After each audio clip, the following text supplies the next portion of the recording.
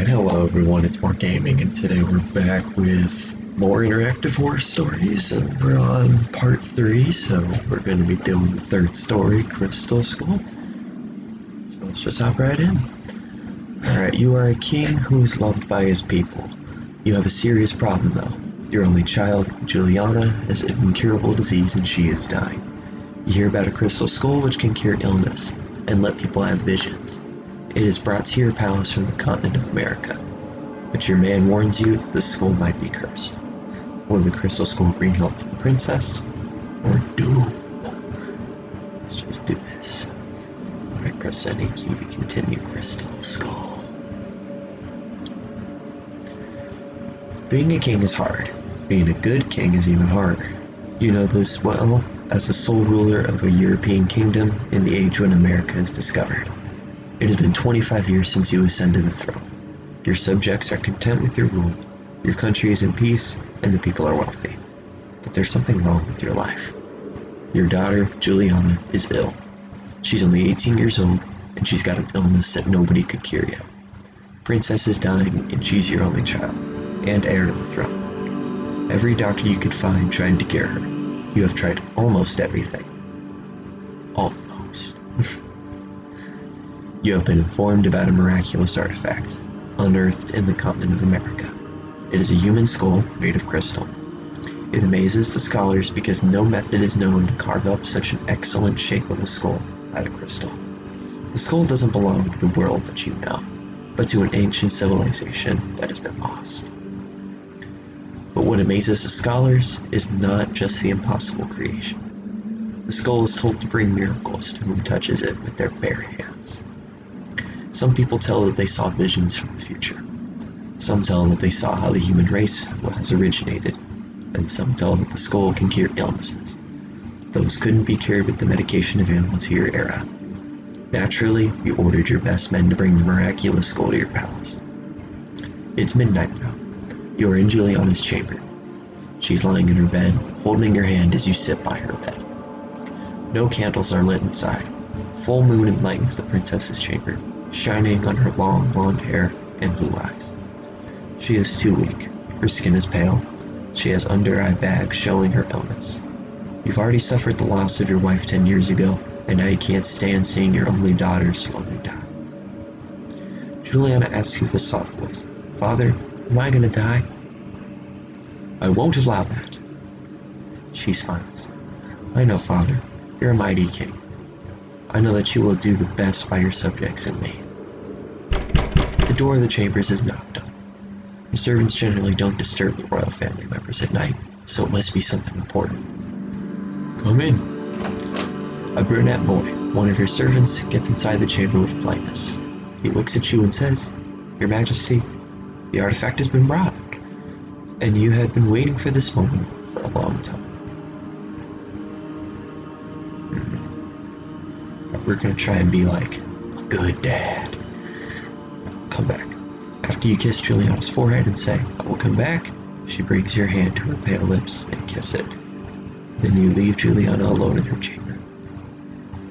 At the exit of Juliana's chamber, you see Sir William, one of the knights who are appointed with the task of bringing the ancient skull.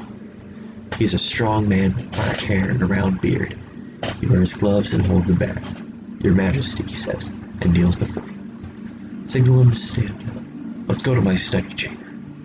Sir William follows you as you walk to your study chamber. The chamber is well lit with silver. Don't know that word. All the furniture are classy. It's a king's study room after all.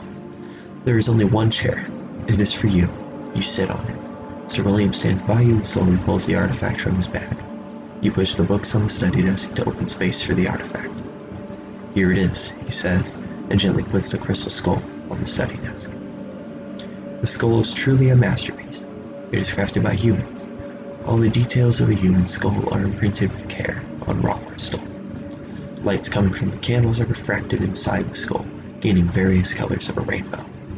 It's magnificent, but you sense something sinister, something that doesn't belong to our world. "Did you knights touch the skull?" "Yes, we did touch the skull with our bare hands, and we all had visions. We took glances from our futures. Some of us saw how they will die. Some of us saw our grandchildren. He continues, "But maybe we shouldn't have touched the skull." The day we're about to leave, a native man came to us. He looked like the chief of his tribe. He knew little of our language, but he shouted some words that we could understand. "Cursed! No touch!" So we haven't touched the skull with our bare hands again. I know that our princess needs to find a cure. I also know that we receive reliable information about the magical powers of the skull when it comes to an incurable disease. But Your Majesty, I've got a very bad feeling about this skull. I believe that the wise decision is to throw this skull into the sea. You know what? I'm gonna go the route that I'll do anything I need to. I can't let Juliana die. She will touch the skull. The knight sighed. "As you wish, Your Majesty. But if you're going to bring the skull to her, I wish you would wear gloves." Alright, I'll do that at least. You look for gloves around the study chamber. Sir William pulls his own gloves off. "I think you wish Juliana to touch the skull as soon as possible. Let's not wait for servants to find your gloves," he says. And he gives you them. You wear the gloves and hold the crystal skull with your covered hands. "Let me bring the skull to Juliana." You thank Sir William for his services and let him go. You carry the skull to Juliana's chamber. You enter her chamber and see that she hasn't slept yet. She rises up and sits on her bed. She looks at the skull in awe. "It looks marvelous and scary," she says. You approach Juliana and let her touch the skull. As Juliana touches the skull, she closes her eyes and doesn't react to anything in the external world. You understand that she is having a vision. After 10 seconds, she opens her eyes with a gasp. "I saw things. I don't know how to describe them. They were pitch black creatures, so ugly. Their eyes, they were red as flames, and they all stared at me." She starts to cry. "Please keep this thing away from me, please. I don't want to be alone." So you decide to keep the skull in your study room and let your daughter sleep. Yeah, I get a feeling this was the bad choice. After this tiring day, you go to your chamber. There are no guards at the door. You just trust everybody in the palace. You're a loved king. The furniture are luxurious in this chamber too. You take a glance at your reflection in the mirror. Okay. You take pride in how you look.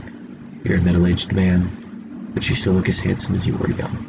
Your looks are an important factor that make you a charismatic leader, besides being fair and wise.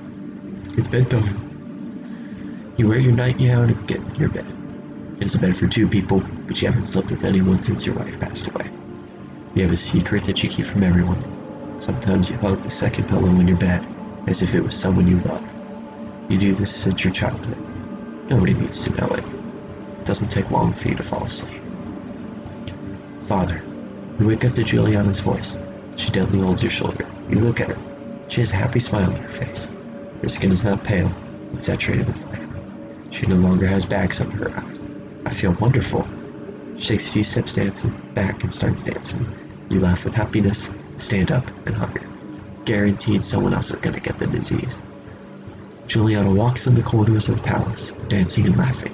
You and the people of the palace are very happy to see her this way. She used to look like a ghost before. You plan a feast and invite all of the lords of the kingdom. A few days later, every lord arrives to the capital city to celebrate the health of the princess. At the feast, Juliana is the center of everybody's attention. She talks with everyone joyfully, makes jokes, makes people laugh. When the feast is over and it's midnight, everybody goes to the chambers reserved for them.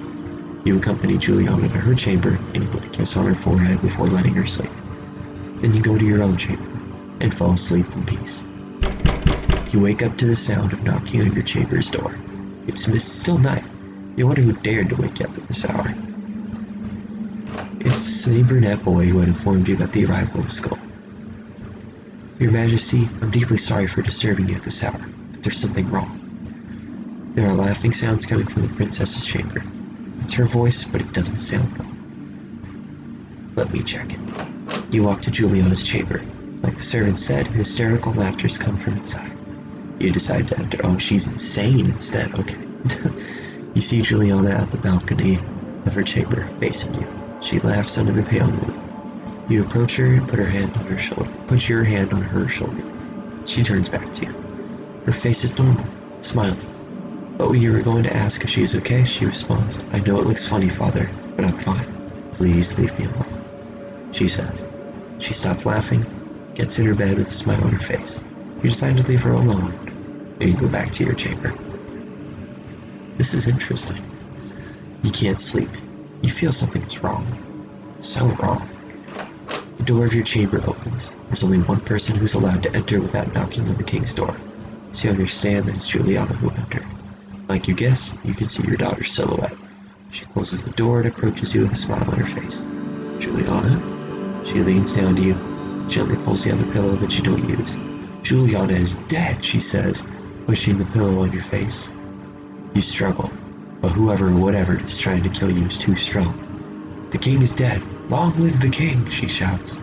Why is your own daughter committing patricide/regicide and referring to herself as king rather than queen? It doesn't make sense at all. That is the end of your reign and life. The end. There are 3 endings to this one. Wow, looks like I got the crap ending. Whew. Well, okay, that one is probably my favorite one so far. That one had a lot of twists, I guess, like just stuff that I definitely didn't end how I thought it was going to. I thought I was either she was gonna die anyway, or someone else was gonna get sick, but yeah. That one I'd be more than happy to play again and get the other endings. I'm curious what they are, but I gotta do the other 4 first, so yeah, I guess I'm gonna have to end it here. Tomorrow we'll do Evil Beneath the Ground. That sounds like a zombie one. I don't like that stuff. But we'll do it anyway, because that's part of the series. But yeah, thank you very much for watching. If you like the video, consider leaving a thumbs up, dropping a comment, and subscribing to the channel. And thank you so much for watching. Peace.